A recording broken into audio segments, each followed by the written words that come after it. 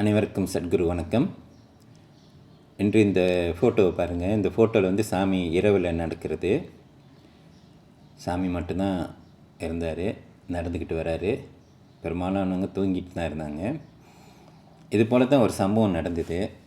நானும் சாமியும் ஒரு முறை அவரோட தோட்டத்தில், அதாவது சாமி வந்து முன்பு இளம் வயதில் வந்து எங்கேயோ நிலம் வாங்கினாங்களாம்.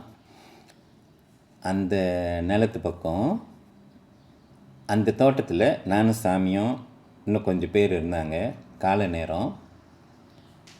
அப்போ அதில் சாமி வந்து நான் எல்லோரும் கூட்டமாக உட்காந்துருக்கக்குள்ளே நான் ஃபோட்டோ எடுக்கலான்னு கேமரா எடுத்தேன். சாமி என்னை பார்த்துட்டு தலையாட்டினாங்க. அவர் தலையாட்டின அந்த ஸ்டைல் பார்த்தா சரி எடுத்துக்கிடா அப்படின்னு சொன்ன மாதிரி இருந்துச்சு. அப்போ நான் என்ன செஞ்சேன், சரி எடுக்க சொல்கிறேன்ட்டு அவர்கிட்ட நேருக்கு நேராக போய் நின்று எடுக்கிறேன். விட்டு திருப்புன்னு திருப்பிட்டார், என்ன ஏசிட்டார். போதுண்டா எடுத்து வைடா, போதுண்டா கேமராவை எடுத்து வைடா அப்படின்னாரு. அப்போ நான் நினச்சேன், என்னடா இது, அங்கே எல்லோரும் உட்காந்துருக்குள்ளே இவர் தான் அனுமதி கொடுத்தாரு. இவர்கிட்ட நேருக்கு நேராக வந்தோடனே இப்படி போட்டு திட்டுறாரு. கொஞ்சமான பாட்டு இல்லை அது வந்து. அப்படி ஒரு திட்டிட்டு கொஞ்சம் கெட்ட வார்த்தைலாம் கொஞ்சம் அதில் எட் பண்ணிக்கிட்டாரு. சரி, இதோட இந்த கேமராவே எடுக்கக்கூடாது அப்படின்ட்டு நான் ஃபோட்டோ எடுக்கிறது நிறுத்திட்டேன். பிறகு என்னை வந்து அங்கே அவர்கிட்ட நேருக்கு நேராக நிற்கக்குள்ளே, இங்கே நில்லு, அசையாமல் இங்கே நில்லு, பின்னாலெலாம் திரும்பி பார்க்கக்கூடாதுன்னாரு. அப்புறம் அன்று காலையில் அங்கே இருந்தவங்க ஒரு 10 பேர் 15 பேர் தான் இருப்பாங்க, 10 பேர் இருப்பாங்க. அவங்க எல்லாரையும் நீங்கள் வந்து கரும்பு தோட்டம் பக்கம், அங்கே கரும்பு தோட்டமோ சோளத்தோட்டமோ இருந்துச்சு, அந்த கரும்பு காட்டு பக்கம் திரும்புங்க அப்படின்னு சொல்லிட்டாரு. அவங்கள வந்து யாரும் திரும்பி பார்க்கக்கூடாது, அவர் உத்தரவு கொடுக்குற வரைக்கும்னு சொல்லிட்டாரு. அப்போ எல்லோரும் கரும்பு தோட்டம் பக்கம் திரும்பிக்கிட்டாங்க. என்கிட்ட வந்து அசையாமல் இப்படியே நில்லு அப்படின்னு சொல்லிவிட்டு அவர் நடக்க ஆரம்பிச்சிட்டார். வலது பக்கமோ இடது பக்கமோ அவர் நடக்கிறாரு. அவர் பாட்டுக்கு ஒரு 10 மீட்டர் தூரத்துக்கு இந்த பக்கம் நடக்கிறாரு. வலது பக்கமோ இடது பக்கம் நடந்துக்கிட்டே இருக்கார். நான் எதுக்கு என்ன இப்படி நிப்பாட்டிட்டாரு அப்படின்னு நானும் யோசிக்க ஆரம்பிச்சிட்டேன். அப்புறம் திடீர்னு கிட்டத்தில் வந்து என்னை நேருக்கு நேராக பார்க்குறாரு. அவர் முகத்தை கொண்டு வந்து என் முகத்துக்கிட்ட அப்படியே பார்க்குறாரு. ஏற்குரிய என் முகத்துக்கும் அவர் முகத்துக்கும் ஒரு 6 இன்ச்சு தான் அந்த கேப் இருக்கும். அவ்வளோ கிட்டத்தில் முகத்தை கொண்டு வந்து கண்ணுக்கிட்ட அப்படியே பார்க்குறாரு. நானும் சரி, அவர் சொல்லிட்டார் அசையாமல் நில்லு அப்படின்னு சொன்னார். ஸோ அதனால் நானும் அப்படியே அமைதியாக நின்று அவரை பார்த்தேன். அவரோட பார்வைக்கு என்னால் என் பார்வை ஈடுகட்ட முடியல. இருந்தாலும் அவர் சொன்ன வார்த்தைக்காக நான் பார்த்துக்கிட்டு இருந்தேன். பிறகு அவர் நடக்கிறாரு, திரும்பவும் நடக்கிறாரு. வலது பக்கமோ இடது பக்கமோ நடந்துக்கிட்டே இருந்து திரும்பவும் வந்து பார்க்குறாரு. இந்த மாதிரி ஒரு 2-3 தடவை செஞ்சார்.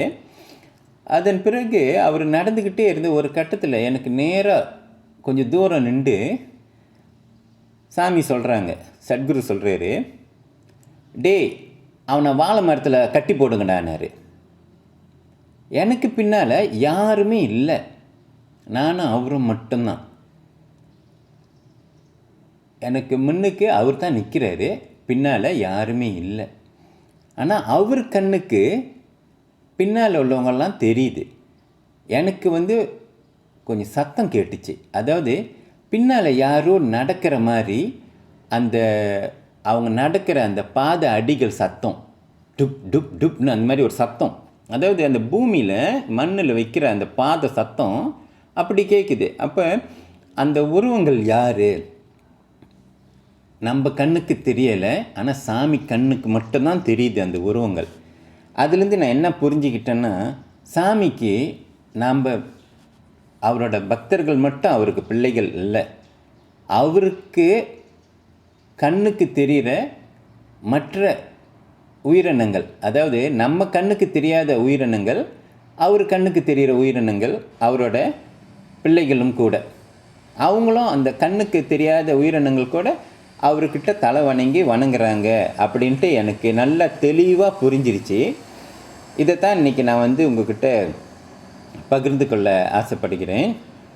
சாமி வந்து ஒரு முறை இப்படி தான் ஒரு தோட்டத்துக்கு போனோம். அந்த தோட்டத்து பேர் எனக்கு தெரியல. ரொம்ப உள்ளுக்கு அங்கே பெரிய பெரிய பெரிய கிணறு இருந்தது. பெரிய கிணறு ரொம்ப ஆழமாக வெட்டி இருந்தாங்க அந்த கிணறை. அங்கே வந்து சாமி போய் நின்று பார்க்குறதுக்கு கூட விட மாட்டாங்க. அந்த ராத்திரி ஒரு நாள் அவர் கூட்டிகிட்டு போனார். ஒரு ராத்திரி அங்கே போயிருந்தோம். அங்கே போன பிறகு எல்லார்கிட்டையும் சொன்னார். எல்லார்கிட்டையும் பேசிகிட்டு இருந்துட்டு அப்புறம் சொன்னார், என்னை பார்த்து சொன்னார், டேய் எல்லோரும் தூங்குனா தூங்கட்டும், நீ கண்ணு முழிச்சிருக்கணும் என் கூட என்னார். நான் சொன்னேன், சரிங்க சாமி அப்படி தான் சொன்னேன். என்ன சாமி பெரும்பாலும் சாமி பேசினார்னா நம்ம என்ன வார்த்தை சொல்லுவோம், அவருக்கு பதில் ஆமாம் சாமி, சரிங்க சாமி, இதுதான் நம்மளோட பதிலாக இருக்கும். அப்போ நானும் அப்படியே சொல்லிவிட்டு கண்ணு முழிச்சிருந்தேன் அவர் கூட. அப்போ நல்ல ஒரு 12-1 மணி போல் நல்ல ஒரு சந்தோஷமாக பாட்டெல்லாம் பாடினார். அதில் ஒரு பாட்டு எனக்கு ஞாபகம் இருக்குது. இந்த பாட்டாக தான் இருக்குன்னு நினைக்கிறேன். கூந்தல் கருப்பு ஆஹா குங்குமம் சிவப்பு ஓஹோன்னு பாடினார். அவ்வளோ சிரிச்சுக்கிட்டு பாடினார். அப்புறம் இன்னொரு பாட்டும் என்னமோ பாடினார் சரிங்களா. பாடிட்டு அப்புறம் என்னோடய மனைவி இருந்தாங்க. என் மனைவி வந்து முடி வந்து ஷார்ட்டாக அந்த தோல் வரைக்கும் கட் பண்ணி வச்சுருந்தாங்க. அவங்கள வெடிச்சார். ஏய் கிராப்பு கிராப்பு கிராப்பு, ஏய் கிராப்பு கிராப்பு கிராப்புன்னு வெடிச்சார். அப்புறம் எங்கள் அண்ணியை பார்த்துட்டு ஏய் மஞ்சுளா, ஏய் மஞ்சுளா அப்படின்னு வெடிச்சார். நல்லா எல்லாரையும் கிண்டல் பண்ணி பேசினார் அந்த ராத்திரி. நம்ம பகலில் பார்த்த சாமிக்கும் காலையில் என்னை திட்டின சாமிக்கும் ராத்திரியில் பார்த்த சாமிக்கும் 100% வித்தியாசம். அவ்வளோ ஒரு சந்தோஷமாக காமெடி பண்ணிக்கிட்டு பேசிகிட்டு இருந்தார். பேசிகிட்டு இருந்துக்கிட்டு திடீர்னு அவர் முகம் மாறுனுச்சு. அது எப்படி சொல்லணும்னா, ஒரு துணியை எடுத்துக்கிட்டார், கைக்குட்டை. அந்த துணியை எடுத்துக்கிட்டு அவர் முகத்தை எங்களை பார்க்கல, அந்த செவுறு பக்கமாக, அங்கே ஒரு வீடு இருக்குது, அந்த வீட்டுக்கிட்ட அந்த செவுறு பக்கமாக பார்த்து முகத்தை துடைக்கிறாரு. துடைக்க அப்படியே மாறி இந்த வட இந்தியர்கள் இருப்பாங்களே அந்த நேரத்துக்கு அவ்வளோ ஒரு அழகான வாலிபனாக தெரிஞ்சார். அந்த காட்சி வந்து ஒரு 5 நிமிஷம்தான். அந்த தலப்பாலாம் எல்லாம் மாறிடுச்சு. அவ்வளோ ஒரு அழகான காட்சியை கொடுத்து 5 நிமிஷத்துக்கு அந்த காட்சியை காமிச்சிட்டு அப்புறம் அவர் திரும்ப அவரோட நிலைமைக்கு வந்துட்டு உட்காந்து பேசிகிட்டு இருந்துட்டு திடீர்னு ஒரு கட்டத்தில் அவர் வந்து ஆகாயத்தை பார்த்து அவ்வளோ ஒரு ஆங்காரமாக திட்டினார். சில கெட்ட வார்த்தைங்களை உபயோகித்து திட்டினார். அப்புறம் என்ன சொன்னார், தோ போறாம்பர், ஆகாயத்தை பார்த்து சொல்கிறாரு, தோ போறாம்பர் 20 அடி அகலம் 80 அடி உயரம் அப்படின்ட்டு 2 தடவை 3 தடவை அதே மாதிரி சொன்னார். ஏசுறாரு ஆகாயத்தை பார்த்து, போறாம்பர் அப்படின்னு கெட்ட வார்த்தையில் ஏசினார். அவரோட பார்வை, அவரோட அந்த முக பாவனை எல்லாம் மாறிடுச்சு. அப்போ நான் தெரிஞ்சுக்கிட்டேன், சாமி கூட நம்ம இருக்கிறது வந்து ரொம்ப பாதுகாப்பு. நம்மளுக்கு தெரியாததெல்லாம் அவருக்கு தெரியுது. அதான் நான் போன வீடியோவில் சொன்னேன் தெரியுங்களா, சாமி வீட்டில் நான் என்ன செய்கிறேன், நாங்கள் இருக்கிறது கூட அவருக்கு தெரியுதுன்னா, இன்னும் இந்த இயற்கையில் உள்ளது எல்லா ஜீவராசிங்களும் நம்ம கண்ணுக்கு, மனிதர் கண்ணுக்கு தெரியாத ஜீவராசிகள் எல்லாமே அவர் கண்ணுக்கு தெரியுது. அதில் ஒரு உதாரணம் கொடுத்துருந்தேன். அந்த வாழை மரத்தில் கட்டி போடுங்கன்னா எனக்கு பின்னால் ஆள் நடக்கிறாங்க. அப்புறம் இது ஒன்று 20 அடி அகலம் 80 அடி உயரம். இந்த மாதிரி இன்னும் மற்ற அனுபவங்களை நான் உங்கள்கிட்ட பகிர்ந்துக்கிறேன் அடுத்த வீடியோவில். அது வரைக்கும் ஏதாவது தவறாக பேசியிருந்தால் மன்னிக்கவும். சத்குரு வணக்கம், நன்றி.